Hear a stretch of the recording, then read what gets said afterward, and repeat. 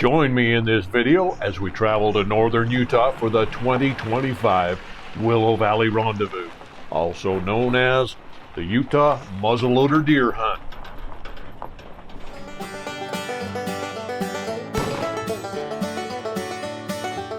The Cache Valley got its name from the French word cache, to hide. Trappers would dig secret pits in the ground, caches they were called, where they buried their pelts and supplies to keep them safe from theft and animals or the weather until they could return for them. The trappers who frequented this area and discovered the area for beaver trapping originally called it Willow Valley. Jedediah Smith and his fellow mountain men, including Jim Bridger and others of Ashley's company, made use of the hidden storage pits around here. The valley, surrounded by the Bear River Range and the Wellsville Mountains, was prime beaver country. Dozens of streams cut through the meadows, all filled with beaver dams and lodges. Well, I've mostly got camps set up. I was going to do a little time lapse and show the wall tent set up, but I got carried away and got it set up before I got the camera set up. So if you want to see how a wall tent is set up, there's some great videos from Davis Wall Tent and others on YouTube. Check those out. But this is what we've got so far. Home away from home.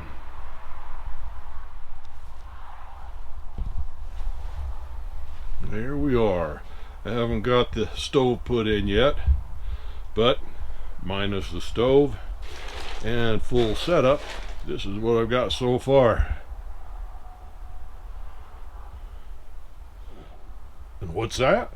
Why, looky there. There's a Grid Doctor solar generator.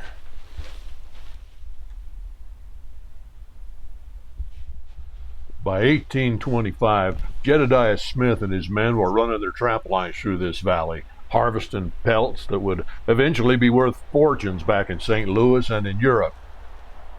One of the key routes in and out of Cache Valley was the rugged canyon to the south of where we're camped. It was later named Blacksmith Fork. Though the name came later, the canyon was already used as a passageway by trappers like Jedediah Smith. This is a special place to camp and hunt. It's a place where the beaver ponds and lodges still fill the streams and rivers where Jedediah Smith used to trap. One of the things that I really like about this hunt is that we're hunting in Cache Valley. The mountain man named it that because they used to cache their beaver pelts here. So we're walking in the same moccasin tracks the mountain man walked in. I discovered something on my recent walkabout while walking in the same footsteps as Jedediah Smith and Jim Bridger. I found out I'm also walking in the footsteps of Johnny Appleseed. No kidding. I come across an apple tree in the middle of the wilds here in the Cache Valley, up here in the mountains above Logan, Utah. A lone apple tree amongst the aspens. Yep. I think old Johnny Appleseed must have walked these same paths as Jedediah Smith and Jim Bridger, John Coulter, and Johnny Appleseed.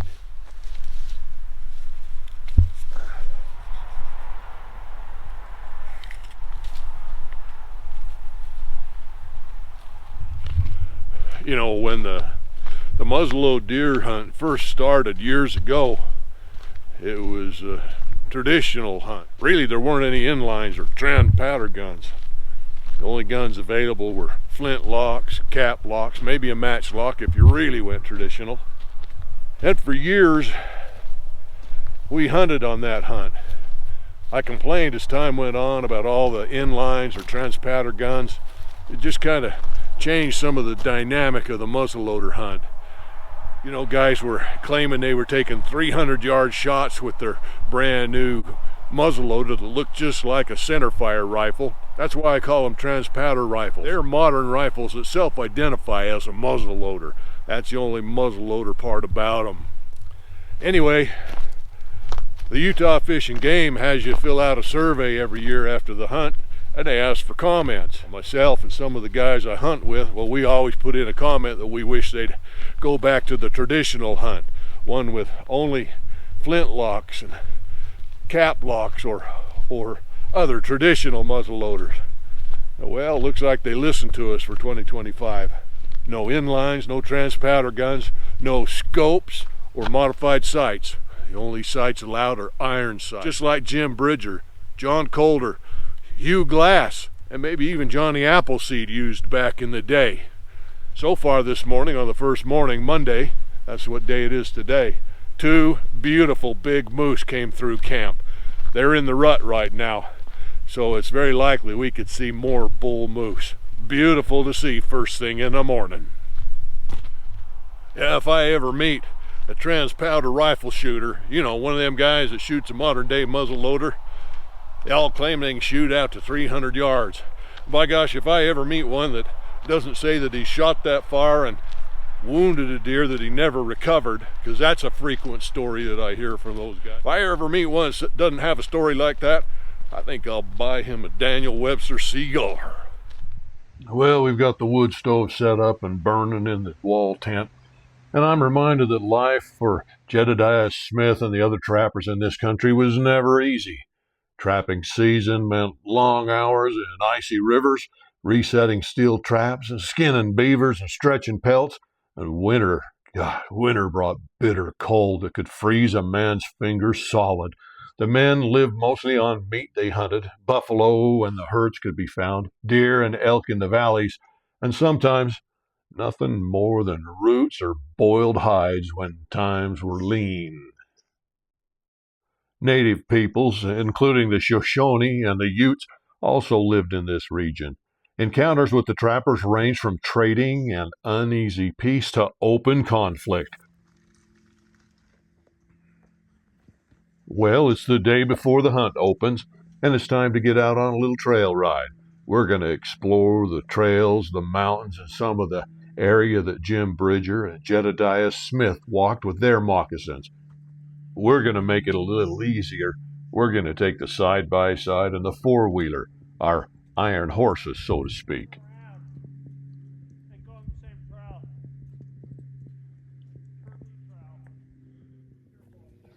We're doing a little out and about scout about Tuesday morning, day before opener of the muzzleloader deer hunt. We're up here on the trail towards Peter's Sink. It's part of the Great Western Trail. Some of this is pretty western, all right. It's the limited 50-inch four-wheelers, and it is a rocky, steep, narrow son of a gun, but beautiful country.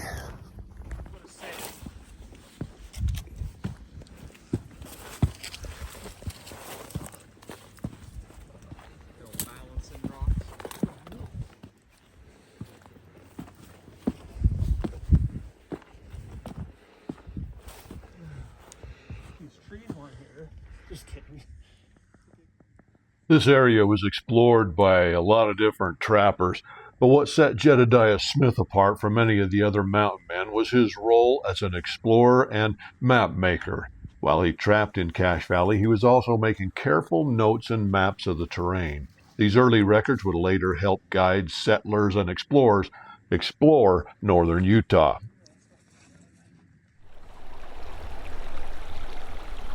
One of the things that I find fascinating about this area is we can see the beaver ponds and beaver dams in the same streams and rivers that Jedediah Smith and the other trappers saw. We're walking in their moccasin tracks, seeing the same things they saw, maybe even camped in some of the same spots that they camped in. Cache Valley still bears the name given by Smith and his fellow mountain men, and Blacksmith Fort Canyon, once a rough trail for trappers, today carries travelers and families who often don't even realize they're passing through the country first explored by the fur trade. The mountain man of the fur trade could have a horse or mule throw a shoe or come up lame, and a mountain man on the muzzleloader deer hunt could have a four-wheeler that gets stuck in reverse. I'm trying to figure out what the hell to do. Leave a comment below if you know how to fix this. Hopefully we have it fixed before you see this video. But this could have happened to Jim Bridger or John Calder, Jeremiah Johnson in In their day, they'd have to put the damn thing down. And have to put a bullet Well, that's in not it. an option for us. Incredibly, we were able to finally get cell phone service, and thanks to YouTube, believe it or not, we found a solution. The solution? A long screwdriver and a hammer. But if you don't have a hammer, nature will provide. Did it? Did I get it? Well, let's give it a whirl. I don't know. Fingers crossed. I think we're on to something.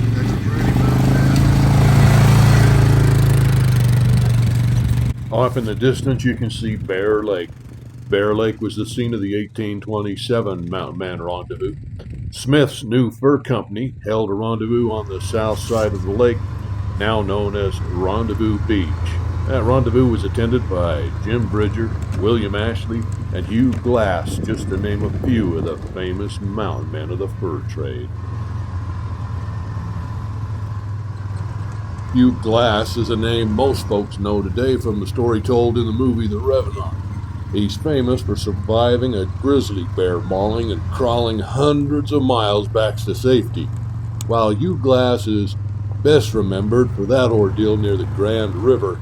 He also trapped in this very region with Ashley's men. Back to camp, and time to set up the Grid Doctor 3300 solar generator.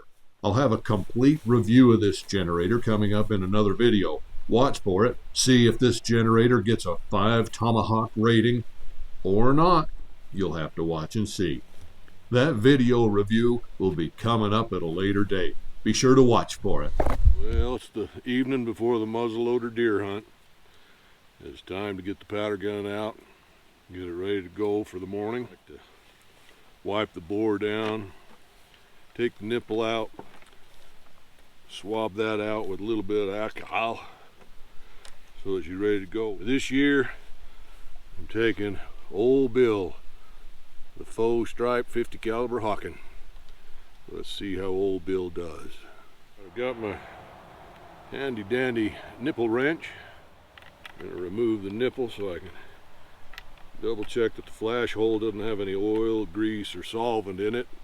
Anything that might prevent this old rifle from going bang if I need it to.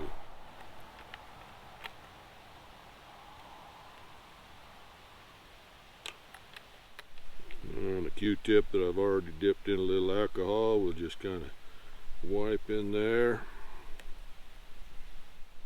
That looks pretty good. Looks fairly clean. And reinstall that old nipple or cone, depends on which nomenclature you choose to use. I don't crank it down super tight, just firm so it doesn't back itself out.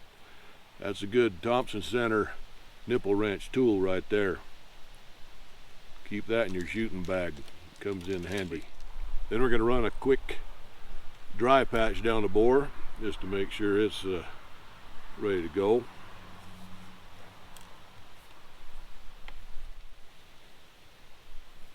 Just like that. And we swab the bore to make sure there's no oil or fouling or grease or anything left in there. And we've swabbed out the flash hole. Now we're going to bust a cap and make sure that flash hole is thoroughly clean and ready to go. Now make sure you do this with an unloaded rifle. Make sure there's no rounds in it, you didn't put powder in it. Unloaded, treat every gun like it's loaded. Don't point it at anything you don't want to destroy. Watch where your muzzle's pointed at. So I'm ready to bust the cap in her right now. Cap's in there. I'm going to point it at the ground at some dirt and some leaves. See if they go poof, then we know that the flash channel is clear. And just like that, we've got it ready to load for the hunt in the morning. Now I'm going to load Old Bill up with 80 grains of 3F GoX black powder. I only shoot black powder. I'm able to get it. Those of you that shoot Pyrodex or other substitutes, that's okay. It's still powder. So I'm going to put 80 grains of powder in, followed by a felt wad, followed by a Great Plains bullet by Hornady. They're a good proven deer stopper. Give it a little tap, make sure it all works down into the bottom. Now I'm using a preloaded quick load to get this process going. And those of you that have followed Mountain Man Dave for a while know that if you find me in the wilds, I've got Mountain Man Dave quick loads for subscribers. And the last couple of deer hunts, subscribers was tracked me down and got their quick load. So if you're out here in the cache unit somewhere, maybe we'll cross paths. You say hello and I'll get you a Mountain Man Dave quick load. Well, this old rifle's ready for the morning hunt, loaded with a patch, which is my little felt wad, and a lead conical. Let's see if we can get the deer to do their part, and I think old Bill is going to do his. Black powder matters. Fur trappers like Jim Bridger, Jedediah Smith, Hugh Glass, and William Ashley rode these same ridgelines 2 centuries ago, hunting for beavers and trading stories around a campfire light. Their footsteps echo in the country, careful, patient, and respectful of high country seasons and the color changes that tell you where game will move. We'll honor their tradition as we go about our hunt. Slow scouting, steady hands, and one clean shot if the moment comes, because hunting with black powder in autumn is as much about history and the land's beauty as it is about the harvest.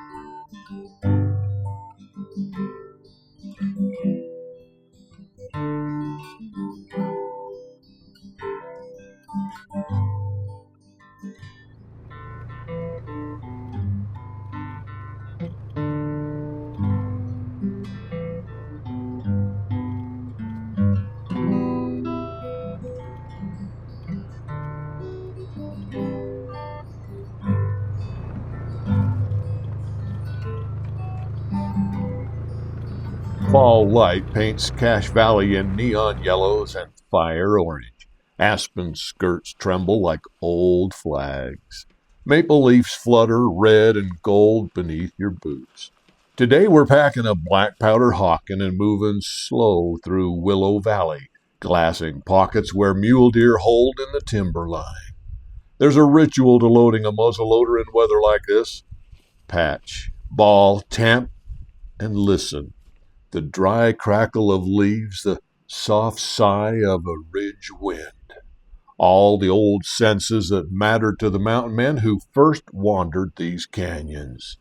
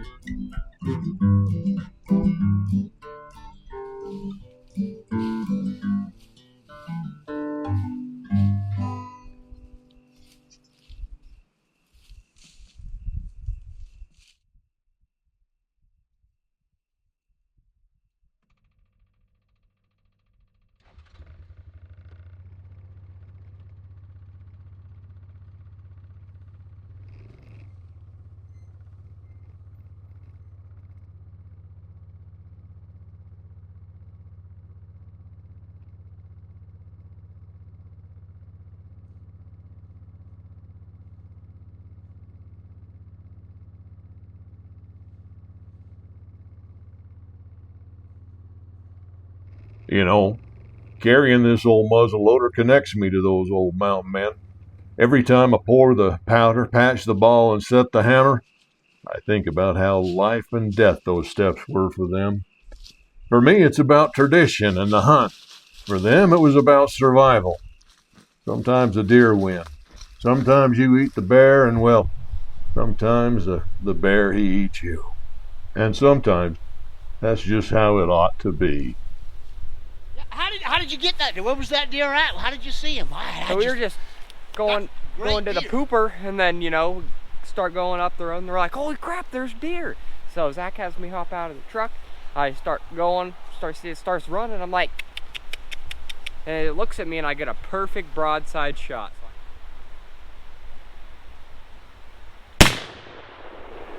You nailed him clean, Pilgrim. I hit it, nail it broadside, and then it just starts taking off. Me and Zach are all tripping out because, you know, I just caught a deer, and so we start looking for it. We can't see any blood or anything, so we're like, oh crap, hopefully you don't see it. And then Zach has a great idea. Let's go get the old men, they'll help us find it. And then we go up there, and the old men track it down like no other, and it's like, holy crap. It was a nice one, nice little 2-point. Absolutely beautiful animal. First muzzleload deer, right? Yep, first muzzleload deer. Awesome. First animal in like That's 5 years. Awesome. Traditional Hawken, CVA Yep. Hawken, 54 caliber, patched round ball, right? Yep, patch round ball. Awesome. What was your load? You have what, 80 grain? 80 grain, 80 yep. grains of 3F powder. Yep. That's awesome. And I did the double patch like you said, where you do the grain, the powder, and then the ball, and then, I mean the patch and then the ball. So that's right. double You had patch. an over powder patch. Yeah, over powder So patch. yeah, you had powder, over powder patch and ball. Yep. Oh, awesome. Awesome deer. Great, yeah. Great hunt. Thanks, Caden. Yep. So we've been hunting here in the Cache Valley, Willow Valley of the old days. This was once the crossroads for trappers, native peoples, and traders. Men like Jedediah Smith, Jim Bridger, Hugh Glass, and William Ashley carved their legends here.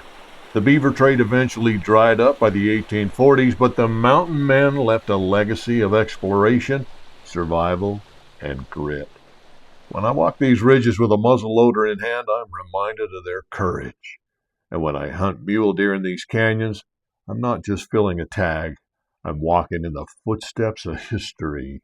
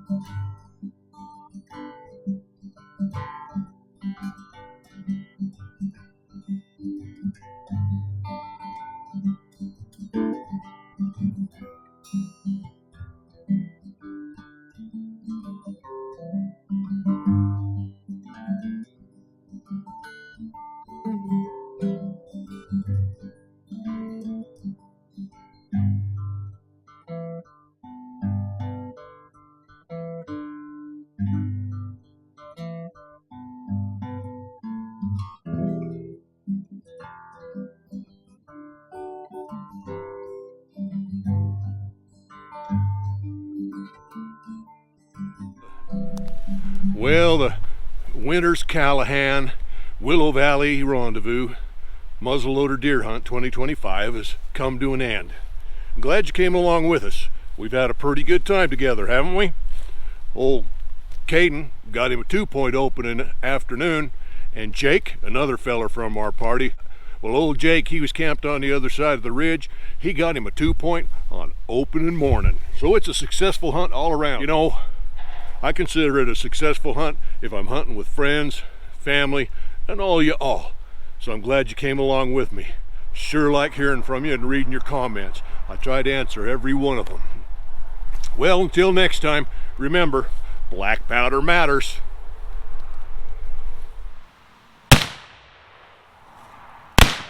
This is the Winters Callahan Willow Valley Rendezvous 2025 comes to an end.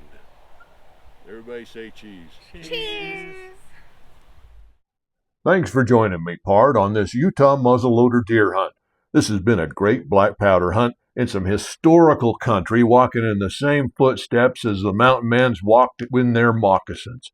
If you like history, black powder and muzzleloaders, and the old ways of the mountain men, be sure to subscribe and be sure to leave me a comment.